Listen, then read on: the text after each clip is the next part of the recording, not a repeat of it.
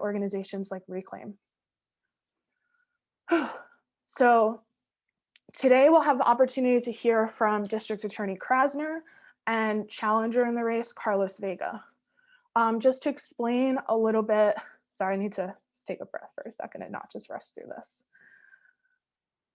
Can I ask everybody to take a deep breath with me? All right, breathe in and out. Okay, thank you. So both candidates returned our questionnaires.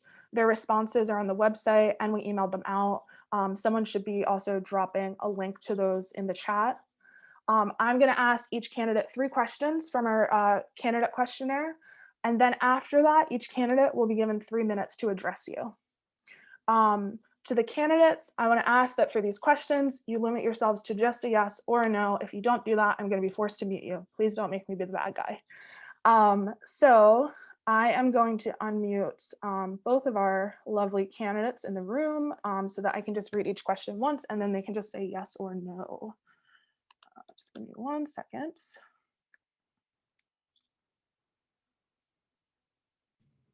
Okay. Mr. Krasner is unmuted. And Mr. Vega, you should be able to unmute.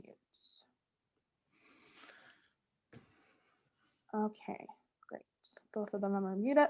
So our first question, and I will switch who answers first back and forth just so that it's fair. Our first question, if Mr. Vega, you can answer first, and Mr. Krasner, you can answer second. Will you commit to ending the practice of prosecuting children as adults and take immediate action to remove children from the city's jails? Mr. Vega, yes or no? Yes. Great. And Mr. Krasner, yes or no? Yes. Thank you. Are you in favor of completely eliminating cash bail in Philadelphia? Mr. Krasner? Yes. Okay. Mr. Vega? Yes. Okay. And do you support releasing those in prison to reduce the spread of COVID-19 and save lives? Mr. Vega? Yes. Mr. Krasner? Yes. Great.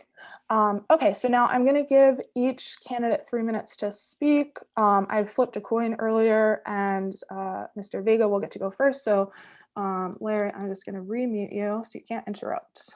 I have a timer. Mr. Vega, you have 3 minutes to speak to our membership now.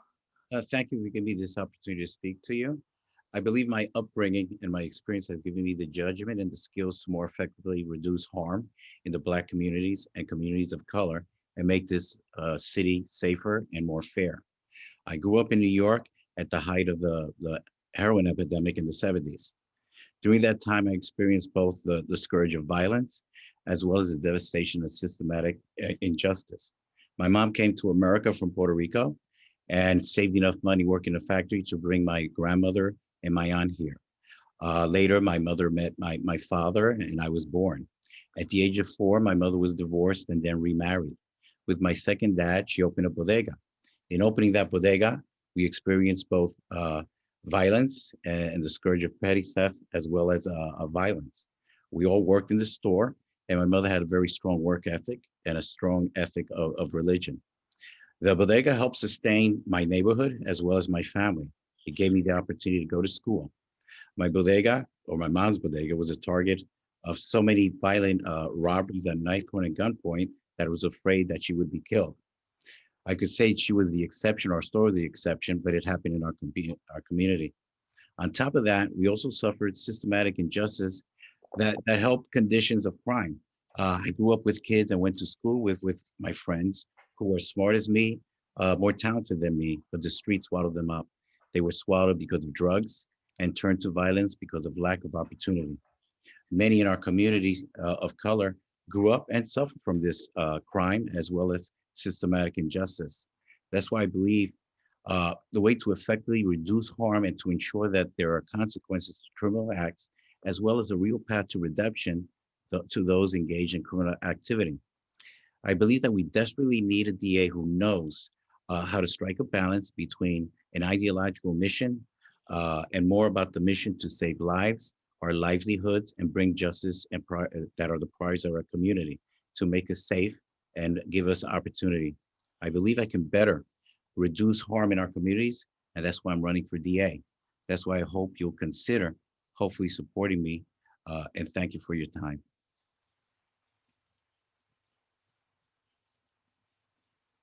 Okay.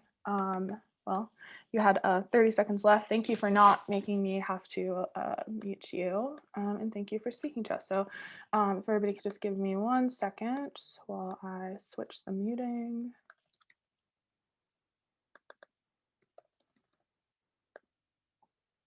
Okay, Mr. Krasner, you should be able to unmute. And your 3 minutes starts now. Thank you very much. And please call me Larry. So, this is really, to me, a campaign in which we are running on our record. That is the point. We made certain promises, and this is a story of promises made and promises kept. We said we were going to try to do something about mass incarceration.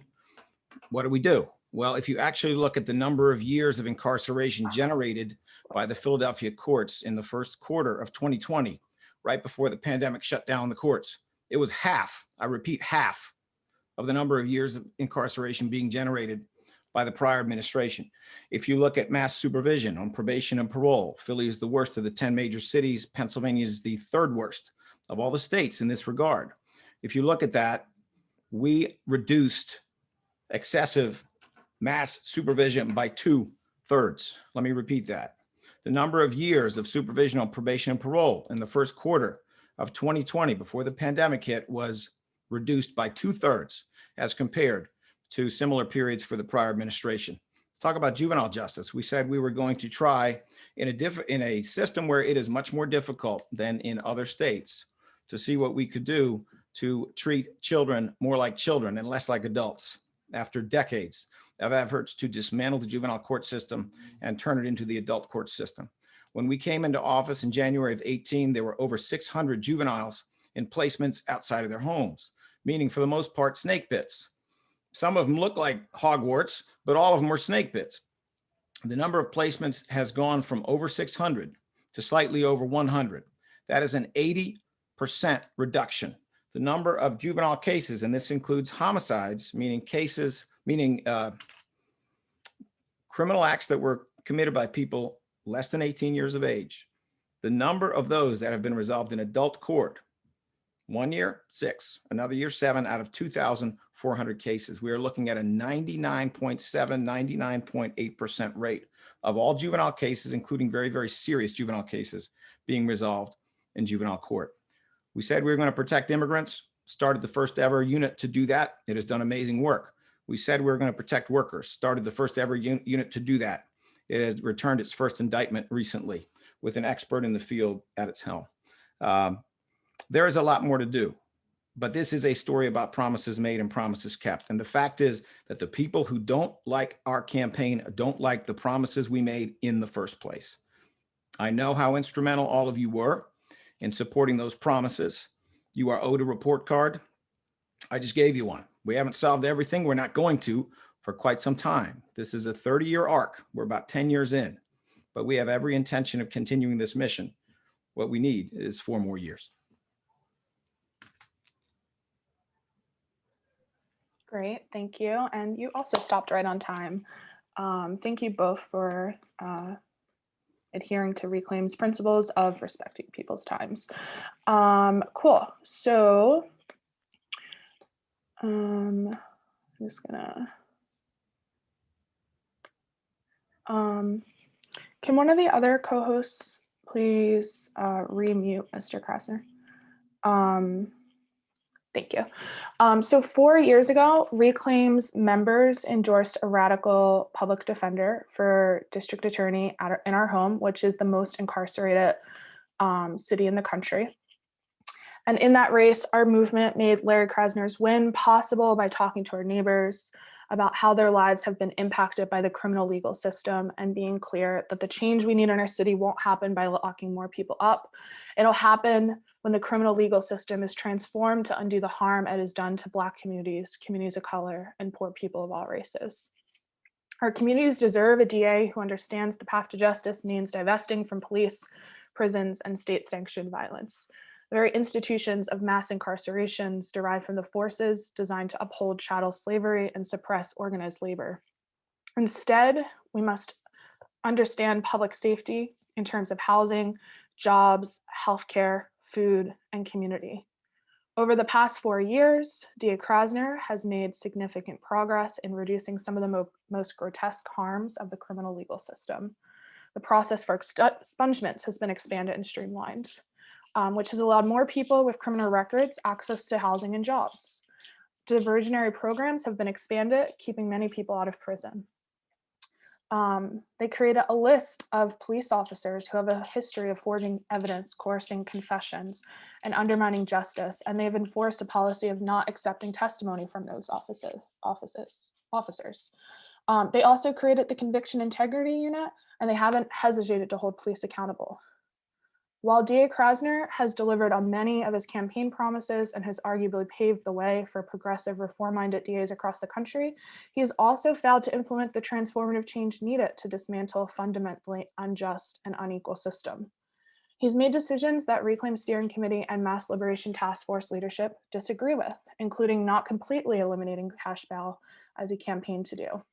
The Philadelphia Bail Fund analyzed 450 randomized bail hearings from March to May 2020 and revealed that his prosecutors requested, I can never say this number, so $1 less than $1 million in more than 50% of hearings. DA Krasner's opponent, Carlos Vega, envisions a return to old policies that Philadelphians categorically rejected in the 2017 election.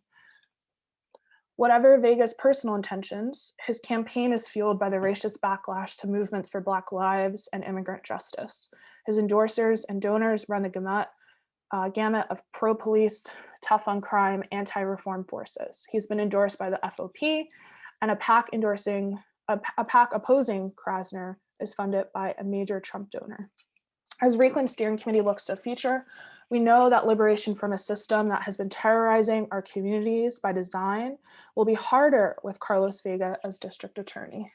To realize the systemic, transformative vision Reclaim has for our city, we ultimately need to continue to take power back from the system that makes prosecutors the arbiters of justice and establish a new system that prioritizes community, care, healing, and transformative justice. Reclaim Steering Committee sees ensuring DA Krasner's re-election as one step of many toward that future. We asked our members to vote to endorse DA Krasner to keep us on the path to liberation. So just to explain a little bit more about the voting process, I'm sure many of you have been through lots of endorsement processes, but only members could vote. We'll hear more from Aubriana later in the meeting about how to become a member. There's a link to the voting form, and we will drop that in the chats. We'll also email it out to you a whole bunch, lots of different times after this meeting, so that if you don't feel prepared to vote today, if you want to continue to review the questionnaires and do some research, you'll have 1 week online to vote, and we'll email all of that information after the meeting. So a week from today is when voting is finished, and then we'll be announcing the results of the endorsement process. We will also be making endorsements in judicial races this year. Instead of crafting our own candidate questionnaires, we're utilizing the publicly available questionnaires from the Judicial Accountability Table, which Reclaim is a member of. Those questionnaires are up on the Judicial Accountability Table website. We'll also drop that website in the chat. And we're still receiving questionnaire responses, so keep checking it for updates.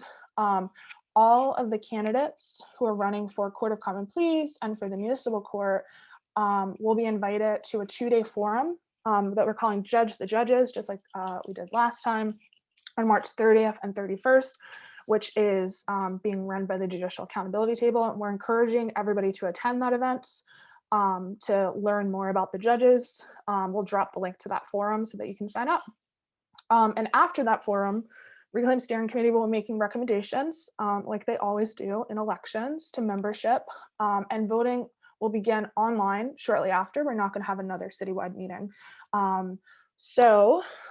Thank you all for joining us for the endorsement section. Thank you, DA Krasner. Thank you, Mr. Vega. And I am going to pass it back to Tess.